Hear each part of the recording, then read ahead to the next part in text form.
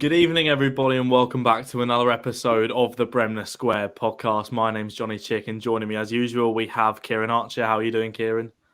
Yeah, the weekend started all right for me, and then it just slowly got worse from about 3 o'clock on Saturday. You know what? Even after maybe until about 4:15 or something on Saturday, I don't know when the goal will have gone in, but yeah, from there on it deteriorated. Did you manage to distract yourself from the Leeds United miseries by watching some nice non-league football this weekend? Yeah, well, Liverpool did Friday night football against United. West Yorkshire derby, and we attracted a record crowd of 1,559 people. Congratulations! It was a good night, 6-0 win as well. And yeah, like I say, that's where my weekend peaked. On the Friday night, I remember you talking about it on last week's podcast. I like to think the record crowd had something to do with the viewers of the Bremner Square podcast. Do you think? I'm not sure. Maybe. I haven't had anyone come up to me at a Liverpool game say that would recognise me from here, but I'm sure it'll happen one day. I mean, if you do see Kieran at a Liverpool game, he won't bite. He'll say hello, take your photos, autographs, all that kind of good stuff. We do also have Adam Henderson joining us as usual. How are you, Adam? Yeah, good. Similar to Kieran, I was all right for the first half, and then it sort of just went a bit depressing. But I'm recovering. It's just maybe it's nice to have a break, but I'm recovering. But it was a rough afternoon. You can tell how I'm actually going to credit you for still wearing your Leeds shirt on this. I only wore it last week because we won, and I was actually quite proud to be wearing it on the podcast. But this week you're still repping us. How many losses is it going to take for that blue top to sort of not come off and need to put another top on top of it, of course? I'd say maybe a few more, but I think we've been in worse times, so try and find some positives out of it. You linked on beautifully for me there. I was about to say, here's a question for you. 4 years ago today, Leeds United did something, and it's probably one of the worst decisions in the club's history. Do you know what it is? I don't know if you've seen it on the timeline. Kieran, you're nodding your head. Yeah. We tried to change the club crest to something ridiculous. Absolutely. It's still a shocking design when you look at it now. Like, obviously it hasn't improved with time, but you just look back and you think, how did we think that was going to go down well? It's so bad. It's so ridiculous how it's the exact same as the Gaviscon logo as well. Like, I know the whole salute thing is part of the club, and everyone was saying to me, like, it was at school at the time, they were like, well, doesn't every club do that? I was like, no, it's the Leeds salute. It just looks really, really bad. Adam, what was your reaction when that came out? I think for me, I was just an element of shock. I didn't really. I mean, it doesn't need changing. It's a perfectly good badge that we have already. But it just looked like something you could have done on Word or something. It's just really, really basic, and it just looked a bit naff, if I'm honest. I mean, I'd love to know the 10,000 people were that they consulted. I mean, whether they had any say in it, but it was just absolutely disgraceful, embarrassing, absolutely embarrassing. Surely they couldn't have been Leeds fans, the ones that they interviewed, the 10,000. They got 9,000 must have been Man United. I've got a little bit of insight on this because I was still a club member at the time, and it was actually a survey they sent out to club members and season ticket holders. Really? And they didn't show us the badge. They just asked what Leeds United means to you. So a lot of people talked about the fans, and they must have mentioned the Leeds salute and stuff. And they've turned that into a badge and then claimed that 10,000 people were consulted on it. But it wasn't. It was just 10,000 people were asked, what Leeds United means to them. So, yeah, I was one of the 10,000 consulted, but I didn't know we were going to come out with that.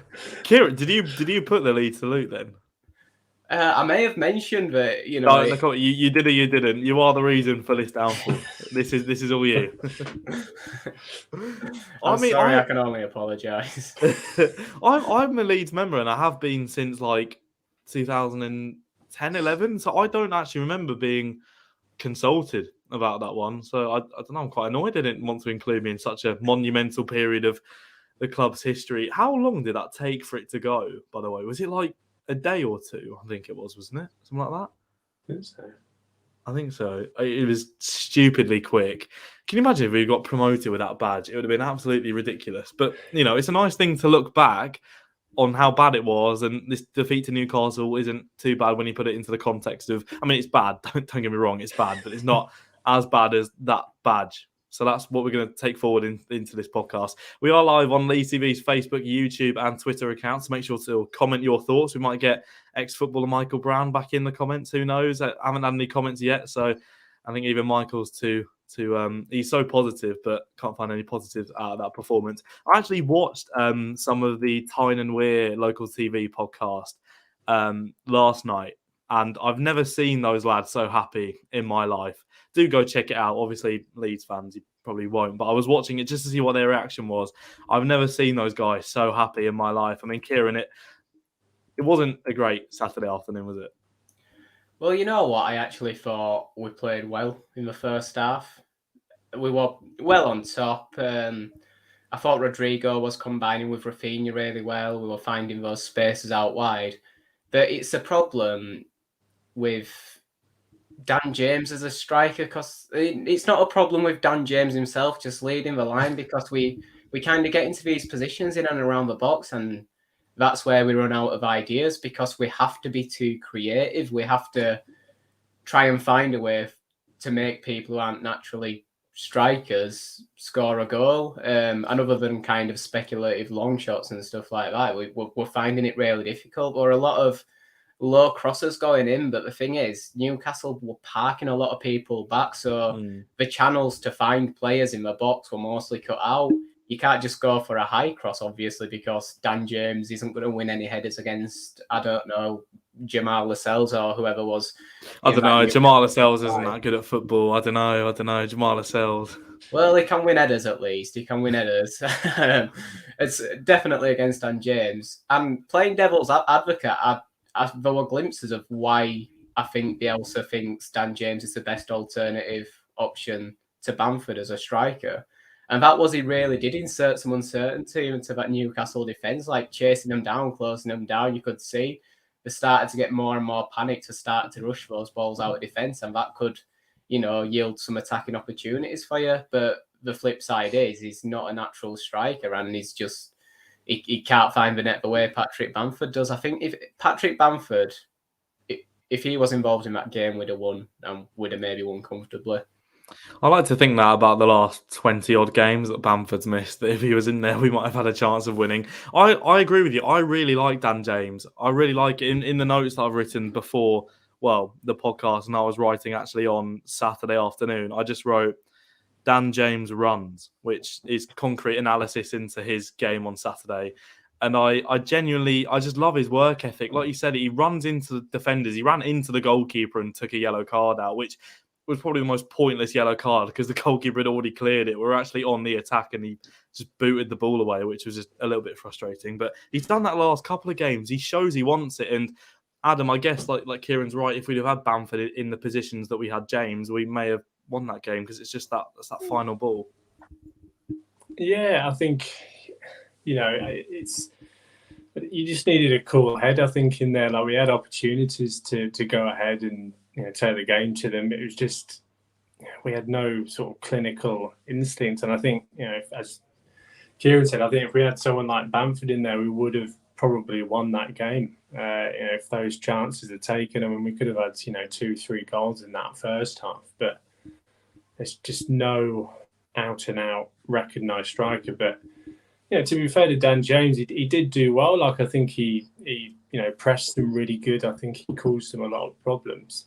But I think just when it came to the finishing side of things, he found it a bit difficult. And obviously his height's an issue. You can't exactly get up and hold the ball or something. So, it is tough. But he did cause them problems. But, I think if we would have had Bamford in, I think it would have been okay. I mean, one thing we have to talk about, sadly, is the goal that led to us not taking 3 points or not taking 1 point from the game. And Kieran, I guess it's frustrating when, yes, the performance in the second half wasn't exactly amazing and the first half performance was okay, but when the goal is so avoidable that's when I think it just kicks in. And that's the peak bit of frustration for me. I don't know what we're saying on Tyne Weir TV, but if the word smash and grab weren't used, then I think, I think we're possibly kidding themselves. And not that that's an insult to Newcastle. I know that their situation right now dictates getting results any way you can. And they were wasting time when the game was level. They were using every trick in the book. And what we'll have been just hoping for is take some time off the clock, but also maybe nick a goal for yourselves and give, at that point, Leeds have less time to do anything about it. And they did. They nicked the goal. Tyler Roberts holds onto the ball for too long, loses it. I know he's had a bit of a pile on Tyler. I sometimes think it's unfair, but I do think it was a little bit silly, just messing about with it, losing the ball, and not tracking back either. Llorente's had to concede the foul on the edge of the area because Javier Manquillo has picked up some serious steam and for the first time in his footballing career, it looks like. Yeah, exactly. And then you do have to say it's a goalkeeping error from Melier. He should have saved that. And credit to him, there's 2 really good saves he made in that match, but that one he should have held, and it's cost us. And like I say, in my opinion, it's a smash and grab. They've took one of the few opportunities they had and managed to get the result over the line. I mean, I saw someone on Twitter compare him to Bailey Peacock Farrell. He's got enough credit in the bank to not be compared to that sort of goalkeeper yet, hasn't he? Yeah, definitely. Like I say, it is also made 2 fantastic saves as well, and it's easy to forget when he's made that one, and it is a bad error. But and even just looking away from the Newcastle game, in other games this season and throughout his Leeds United career, he's done a lot more good than bad, and for such a young goalkeeper as well, I do think he is a top talent. He is. I actually blame myself midway through that game. I think Melier came and punched a free kick or a corner in the first half, I think it was, and I sat there, thought to myself, he hasn't really put a foot wrong, has he? At all, ever, in a Leeds shirt. And then 45 minutes later, he lets John Joe Shelby score, do that celebration. That was annoying. That was annoying in itself. Never mind how he conceded the goal. Adam, Kieran brought it up then, Tyler Roberts, and I've wrote down in my notes Tyler Roberts versus Twitter, because Saturday night seemed like a time when the majority of Twitter was against Tyler Roberts. And I know you can't judge a fan base off Twitter because Twitter is full of the most deluded fans of a fan base, but I think some of I didn't see anyone like tag him, but some of the comments he was getting were, I think, a little bit unjust, purely because they were blaming the fact that he came on instead of Gelhardt, when that isn't Roberts' doing. Roberts is there to play football. He didn't go, let me come on first. That's Bielsa's choice, isn't it? Yeah, it's at the end of the day, it's not, if he's asked to come on, he's going to come on and play football. It's his job at the end of the day. And I think we have to get behind them. I think, if we give them stick, especially after the game, I thought it was a bit unjust, because he is a Leeds player. He wants to do well. I don't think he wants to play bad. Look, obviously, when I saw Roberts coming on, obviously you want Gelhardt, I understand that, but you've got to just take it on the chin. You never know. He might come out with the goods and do something. I know he didn't, but you got to get behind the lads. I think it's silly if we just constantly, give them stick, because they'll see it and they'll hear it, and it's not exactly going to be good for them. So I think we need to, remember that and just focus on the task at hand. We're a group, and it goes with the saying, all Leeds, aren't we? You know what I mean? Like we have to remember that and keep that going. But yeah, I don't agree with the stick, but I can understand there are frustrations. I think, it's a mix of we are allowed to be frustrated, and I don't agree with people tagging him on Twitter or directly messaging him abuse, because that's just not on. You're allowed to have your opinion, and at the end of the day, if he, like Kieran, like you mentioned, he was at fault for the goal in some respects of losing the ball once and twice in the build up to how the free kick was given away. I think it's really interesting that, although I said on Twitter it's a minority of fans, from multiple accounts I've seen and heard on Twitter and on different podcasts, that when Tyler Roberts' number came up and he was brought onto the pitch, it sounded as if the whole atmosphere just went flat. And when Gelhardt comes on, there's a roar, the fans get G'd up and we're almost a lot louder. But Kieran, it's interesting, isn't it, that when Roberts' number, when the 11 number is in green, when the fourth official puts his board up, the atmosphere sort of drops. Yeah, that's a bad one. That I've got to say, I'm not sure if I noticed it fall completely flat when Roberts came on, but what I did notice is there is a big difference between when we bring Robertson and when we bring Gelhardt on, because there is always. Were you there on Saturday? Sorry. Yeah, I was. Oh, what was it? What was it like then? What was it like when he came on? I don't really remember. All I remember is that there wasn't really that same row that there was when Gelhardt came on. I'm not sure if there was kind of a moment where it became tense or anything like that, but it definitely wasn't the same as when Gelhardt came on. I think what's a real shame for Tyler is he took an injury at a time where he started to get some credit in the bank. Yeah. Leeds fans and people were starting to see his contribution. He had a couple of good games just directly before he took that injury, and it seems since that he's been kind of reset back to square one, where he's the most easily targeted Leeds player. And it definitely doesn't deserve a targeted attack. Criticism is fine, and I do think he did have a part to play in us conceding that goal, but it's not going to do his confidence, do his form any good if we just immediately pile onto him, and especially for directly messaging him abuse to him, it's just not on at all.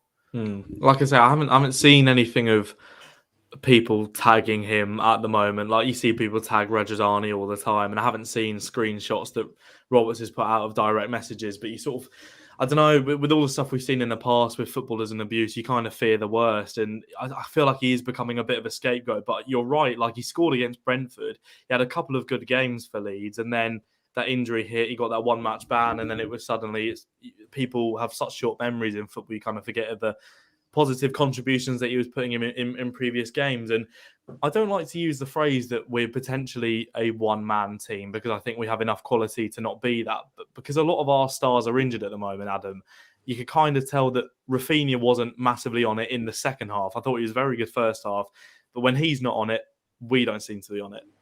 Yeah, Rafinha he's a game changer, and especially I think the team reacts, when he is on form and when he's, making the runs and, doing bits of skill and that. I think in the first half you could see that, like when he was sort of dictating play in parts, the team were just, they looked like they're buzzing. But in the second, it just really died off. He didn't look himself, and he wasn't really getting on the ball as much, so you can't really dictate anything. And I think the team do respond to it, but I mean, obviously we do have other quality in areas that he is, he is a star player, and he does, give you something completely different. So, I just hopefully, obviously this, I know he's got international football as well, so that could, get a different spark in him, obviously come back and do even better and keep it going for a full 90. I know you can do, but it's just, specifically that game, when you are playing against a team in the fight at the bottom, you'd kind of expect it to be probably a bit more the full 90. You know what I mean? Like when you've played against West Ham, and West Ham were in such good form, and we played like we did, I think, you'd expect it. But he is a star guy. It was just, I think the team do respond to when he doesn't play well. Yeah. I mean, when I saw he was against Paul Dummett in the lineup, I thought, this It's game over. It's game over. I was thinking if you're I say betting man, lump money on a yellow card for Paul Dummett. He did get it. It was actually for time wasting or something like that. So he didn't actually draw the foul from him. But the first half, he was sitting defenders down like it was nobody's business and pulled a couple of balls back that were just behind or just in front of the attackers. But could have had an assist if Dan James put his away. But I don't know if you realise, Kieran, second half, I was watching through potentially way that you shouldn't watch football matches, but I did not recognise him being on the pitch at all in that second half. No, I don't know if it was his level dropped or the team's level dropped, but I think we were just struggling to get the ball to him more than anything. In that first half, we were doing a really good job. We were kind of overloading one side of the pitch and creating a massive space for Rafinha on the other side. And when the ball comes across, he's got space to run into. Yeah, he did have Paul Dummett on toast a couple of times. Dummett did struggle with Rafinha, but unluckily it hasn't resulted in a goal for us. In the second half, I'm not sure if they just managed to put it right at half time, whether they'd recognised the issue and managed to resolve it at half time. Because it just wasn't finding that same amount of space. It could have been tiredness as well. It could have also been tiredness or level dropping from other players because Rodrigo was really good in the first half and he played a lot of those good balls to Rafinha in the second half. Rodrigo looked a bit laboured at times and a couple of his through balls and stuff weren't coming off the same way they were in the first half. So it could also be a bit of players around him dropping. But yeah, definitely Rafinha didn't have the same impact in the second half at all. Yeah, I think it was Phil Hay described some of those Rodrigo balls as like sexy passes or something like that. They were really defence-splitting balls that you expect from your attacking midfielders. And no, they were some lovely balls played through. So 2 games, we lost against Newcastle, which realistically, if we don't concede that free kick, I do think we either draw or win that game. And against West Ham was a fantastic performance. Adam, what can we take away from those 2 games? Because they're 2 completely contrasting performances. One reminds me of the brave Leeds that went out in the Premier League last season, went up against Man City, Chelsea and Arsenal and sort of just took the game to them. One was a side that sort of reminded me of the performances of 2019-20 against Sheffield Wednesday at home, Wigan at home, being a lot better footballing-wise, but losing game 1-0. What can we take from these couple of performances? Where do you think we're actually at? Well, I mean, obviously West Ham, I think it was brilliant. It just reminded me of Leeds, when we first sort of came into the Prem, it was, back into the Prem, it just, we didn't fear anything. I think we were just, we obviously conceded goals, but they were good goals. It wasn't like, I think any team would have struggled to keep some of them goals out. But yeah, it's just such a contrast. It really is. Like, and then, we played really well first half, and it just sort of fell into that old kind of Leeds mentality of where we're going to struggle. I don't know what it is. I don't know whether it's like, the players maybe felt they should have scored, in the first half. They're not taking chances. Does that affect mindset of players? And then obviously the crowd respond to things. Is it an atmosphere kind of thing? But yeah, I don't know what happened. It was such a contrast. But I think what we can take from it is that we know we can play good football. We know we can create chances. It's just a matter of taking chances and actually not being afraid to sort of hit it, and just be confident. I think there's just a lack of confidence. I think obviously because we haven't got a full strength lineup. I think some of the guys, they probably feel a lot of pressure, but I think just there are positives, but it's just really frustrating when you know what they can do. It's just, I think they panic, and it's it just really frustrates me, and I'm sure others. It is so frustrating. It's so frustrating. I mean, looking back, I was confident after last week. We all were. I put 5-0 that we were going to win, by the way, last week on the podcast. 5-0. 5 goals I thought we were going to score. I don't think any of us... Did we all predict wins? I think we did. But none of us, I don't think it even really crossed our minds that we could lose 1-0. I don't know, even though we know it's Leeds and it would be the most Leeds thing to beat West Ham and lose to Newcastle. Even I was so blinded by how well we played against West Ham. Kieran, just to sort of summarise on that Newcastle game, because we spent too long talking about this depressing subject, but what went wrong? Where do you think we're at, and how do we move forward from it? I think what Adam said about panicking kind of rings true, because in that first half, although we didn't get a goal, because we were creating the better chances, we were well on top of the game. Newcastle looked all at sea at times. I headed into half-time really confident. I thought this game should get wrapped up in the second half, even though it was at 0-0. I'm always tense when Leeds are at 0-0 because I know even when we're playing well, it'd be very Leeds to lose a game that we're on top of. But for some reason I was comfortable. But we come out in the second half, and there's almost this second period of the game where we let Newcastle back into it. Their level may come up, our level may have dropped. But at that point, it became end-to-end. Both teams were creating chances.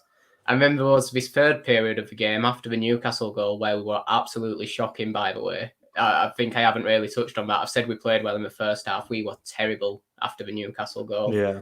And it does kind of stink of panic. We felt comfortable, we were playing well, but as soon as Newcastle made it difficult and then nicked a goal, it's all of a sudden we're the ones that are all at sea in attack and defence. So yeah, panic. I think that does sum it up. Devil's advocate, could you say this is almost like the first time we've seen that from us this season against the sides that we should be beating, in a sense, like we went a goal down to Brentford, came back against them last minute, didn't panic against Palace, got the last minute penalty. Burnley, we conceded a free kick to make it 1-0 in the second half, came back from it. I don't know, it's just weird as to why we weren't able to come back from it, or at least, like you say, show some fight to come back into that second half. Well, you know what? We've had this post-half-time period where as level has dropped or as opponents' level has risen anyway, we've conceded after the break. We've had that quite a lot, so I wouldn't say it is new, but what we have seen a lot of this season is responding to those setbacks really well, kind of regrouping after we set ourselves back and going again. But no sign of that in this game. As level dropped by miles after the Newcastle goal. I don't know if we were just trying to force the situation or got too desperate, but yeah, it was bad. Yeah, it was. We didn't almost get like that. You know, like the sort of classic commentary line, like this is the last chance now. They'll get one big chance. I can't remember any chance after Newcastle scored where it was like should have scored that. That was the one for the equaliser. I can't remember any of it, but we'll park the Newcastle game under the bus. We don't have a game to preview this week as there is a 2-week break, potentially more than 2-week break for Leeds because there's a winter break in the Premier League. Then there's an FA Cup, which again we didn't get through to the fourth round of. So there's nothing to preview. We will talk transfers though. And one sec, while I get my Jim White style Sky Sports blazer on. We're going full transfers. We're doing professional here on Leeds TV. We made it to the auctioning post, people. We're doing this good and proper. Right. So, transfers. We haven't signed anyone. That's the breaking news that will be on the headlines. However, Brendan Aronson, the name that we've all heard of before last week. We'd all been into his goal skills compilations HD that were on YouTube. We all knew who he was. £15 million bid rejected, £20 million bid placed. Looks like that may have been rejected as well. The 21-year-old American from Red Bull Salzburg. Adam, I'm sure you've watched as many clips of Aronson as me. What are we thinking? Well, he looks class. You know, you can certainly see why. You know, I think Bielsa and probably others really like him. I think he's can pick a good pass. He's got good feet. He turns with the ball really well. I think he gets his head up. So yeah, and he's young as well. So there's room for even more improvement, which is really good. But yeah, I was scrolling through YouTube. Obviously, I'd never really heard of him, but I think, from what I saw, you can see where we've been lacking. I think what he would bring to the Leeds team. But I think, good bid, good player to look at, and hopefully maybe get him. But it's it's been a bit quiet. It has. Does it worry you how quiet it's been the last couple of days? Yeah, I think so. I mean, there was so much positivity flying around, and then it's just sort of dead in the water at the moment. I mean, I think he's gone away with the US for international stuff, so I don't know how that would work with, like, if he did have a bid accepted in a medical. I don't really know what would happen there. Yeah, really. I don't know. I'm sure Victor Orta's committed enough to go out to America. It seems like he's already seen him or been in the same sort of country as him recently. I don't know what the sort of reports of that are. I don't know how true those reports are, but yeah, it's certainly a weird one. But I mean, I'm always very conscious with the whole YouTube highlight since we signed Jordan Bataka, because that man, 5-star skills on FIFA, looked like he could nutmeg a mermaid on YouTube, but was not the best in real life. Maybe didn't get his fair chance under Steve Evans or Uwe Rosler, whoever it was at the time. Kieran, thoughts on Brendan Aronson, the new Lionel Messi? Well, no, I'm not going to go that far, but everything I've seen from him, obviously on YouTube, very very limited to his actual game time, condensed into 4 minutes of his best bits. But he looks a talent. Salzburg, very good club to buy from because they do develop great talents. They've got a record of that, so we don't have to be as wary in the same way as we would be with buying someone from Belgium, a Belgian club, wherever we got Jordan Bataka from. I think it may have been a Belgian club. I'm not sure. So somewhere. Anyway, it's a good sign he's from Salzburg because, like I say, they develop good talent. I think him being American is being talked about as a good thing for the club because it opens up brand opportunities over there. I think the 49ers would very much like the signing. Didn't think about that one. Yeah. Let's see if they'll finance it for us, or maybe take over the club just to get it done. I think they've got a clause, haven't they, to take over majority shareholders. So yeah, I'm not wearing the same way as I would be with a Habibou or Jordan Bataka because he's in a decent European league. The Austrian Bundesliga isn't a bad league for a club that, like I say, has a good track record. So yeah, I'd be excited if we got him in. I'm not claiming to be an expert, but it would be an exciting signing. Well, with the names you brought up there, Jordan Bataka, Habibou, it shows how far we've come. And I guess, Adam, the fact that, you know, when like Norwich did a whole squad raid on us between the years of like 2011 and 2014, was it Becchio, Howson, Snodgrass, Johnson all went to Norwich just with the click of your fingers, and you're thinking, what are you doing that for? Like, what was the point in that? Why are you doing that to us? We're almost becoming that sort of club now. Like, we took Rafinha off Rennes and their fans were not happy at all. And it's kind of weird how, like, we're sort of becoming that bigger club now to take the stars off the other teams. Yeah, I mean, we have come a long way. I mean, some rather questionable signings over the past few years, and now we're, going. I mean, Rafinha, what a great bit of business that is. I mean, I think that's absolutely incredible stuff from Victor Orta to get that done. But yeah, I mean, to be linked with these players, I mean, they're good players. I mean, Aronson's played Champions League football as well. So, he has got experience across the board, really. And I think, how times have changed, being linked with these names and these exciting young players who, are very, I think, they're proving themselves in quite top leagues. And yeah, I think it's fantastic. Yeah. It certainly is. It certainly is. The key words there, though, are linked, and we haven't bought. That's the problem. And I want to pose to you guys, actually, the previous January transfer windows that we've had under Marcelo Bielsa and Andrea Radrizzani as well, because it's actually quite interesting how it's little business we do in January. Last January, we didn't sign anybody, to my knowledge and website searching. 2019-20, we signed Jan Poveda and John Kevin Augustin, and we've spoken on the last couple of weeks on this podcast. Do we still own him? Like, can we play him? I don't know. 2018-19, 2 words, Kiko Casilla. That's all that needs to be said on that one. 2017-18, Adam Forshaw and Tyler Roberts, which is probably Kieran, is it weird to say we've had a better January transfer window that Forshaw and Roberts one is better than any that we've had under Bielsa? Yeah, I'd say that's definitely the best one because Forshaw is doing it for us. He's injured again, obviously. Of course. He's been fantastic for a few games he's played this season. I think everyone's behind Adam Forshaw just because of what he's had to go through for the last couple of years. Sorry to interrupt. Did you see what he said on Phil Hay on The Athletic? No, I didn't see I that. don't know if you... I'm going to be reading this out sort of vaguely. I didn't actually read the article, but I think the headline was that the promotion was the worst time of his career, or one of the worst times, and he was crying to his wife, I think the headline was, because even though he was so happy for everyone, he couldn't be involved, and it was like one of the worst times for him. Sorry, I mean, it just proves it's a nice story for him, doesn't it? Yeah, it is. And the strength of character to bounce back from an injury like that and to step up to a league that he's played little bits in before but hasn't set the world alight and do really well. I think Adam Forshaw is a fantastic example for everyone, and I hope he continues to be an important player for us. Tyler Roberts, 50-50 there.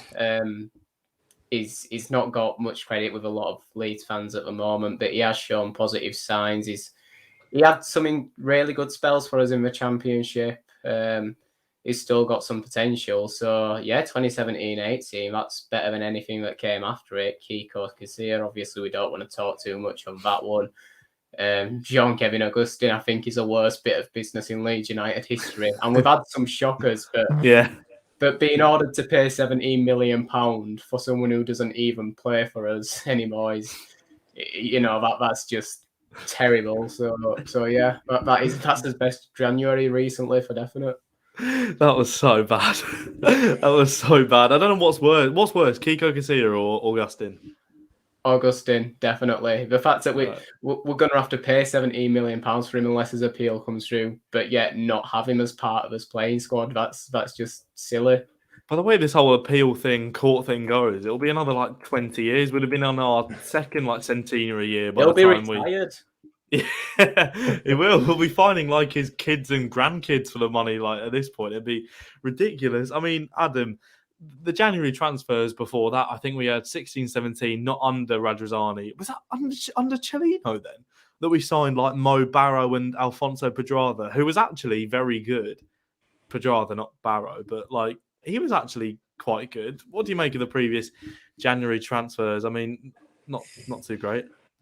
Yeah, I mean, just very quiet, very kind of just mediocre. I mean, the Forshaw one, I think that's, looking at it now, I mean, that was amazing business as well, considering what, how he's come back and played, and it's a completely different player. But yeah, I never get excited with January with Leeds. It just because over the years it's so quiet, and we just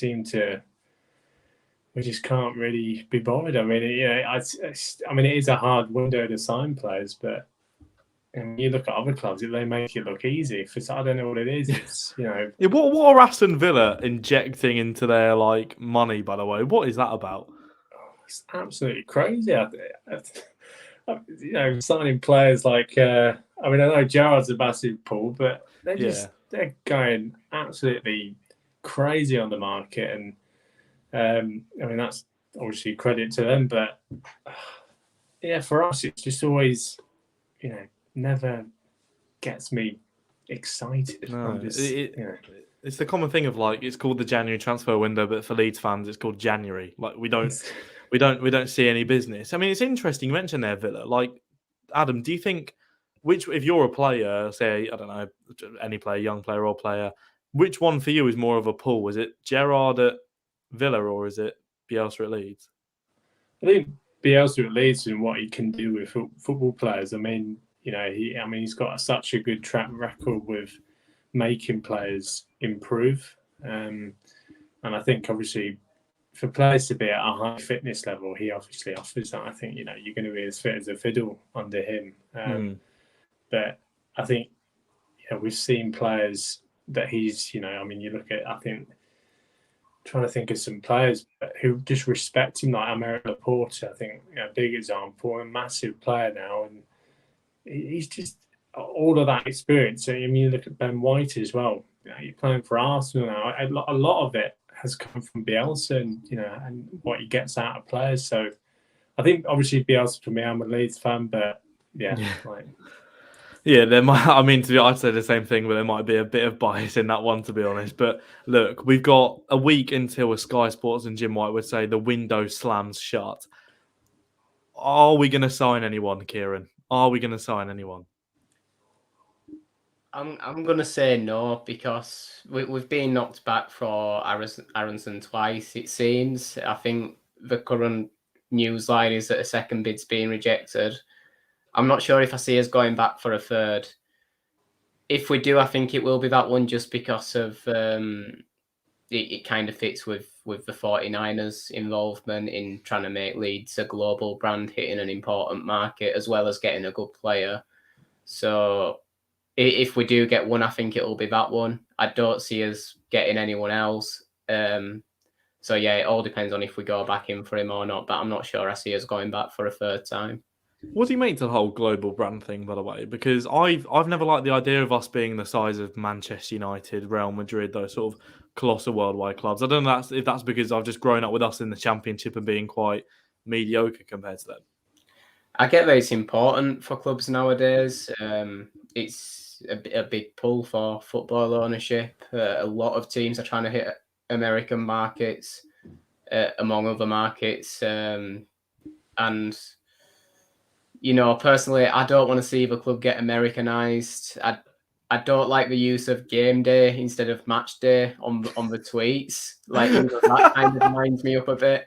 I don't like that recent NFL, baseball, NHL inspired tops of that range of tops have put in the club shop. But I don't know. That might have been me. No, I'm with you on that one. Yeah. I'm with you on that one. But if it's important for the club, if it does good business for the club, and if it drives the club to new levels, then I'll take it. I'll just take it as an unhappy byproduct of something overall that is making me quite happy.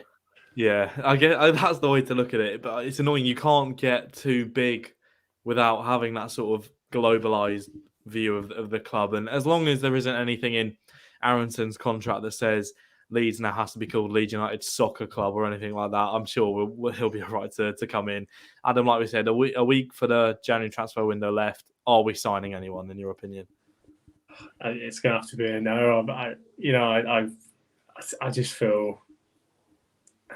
I don't know if they want to spend, that amount of money for, over 20 million. I think it would just be not good business for them. They'd probably just wait until, they've got the finances in at the end of the season and just sign him, the start of next season. But yeah, I don't see it happening, to be honest, which is a shame to say. But look, you never know, but I just don't think so. Unfortunately, I'm going to have to agree with both of you and say I don't think we're going to sign anyone either. And I think we spoke about it. Look, last week, we may be a bit disappointed if we don't sign anyone, but we've shown in last week's game against West Ham that we can play with the squad we've got and the injury hit squad that we've got.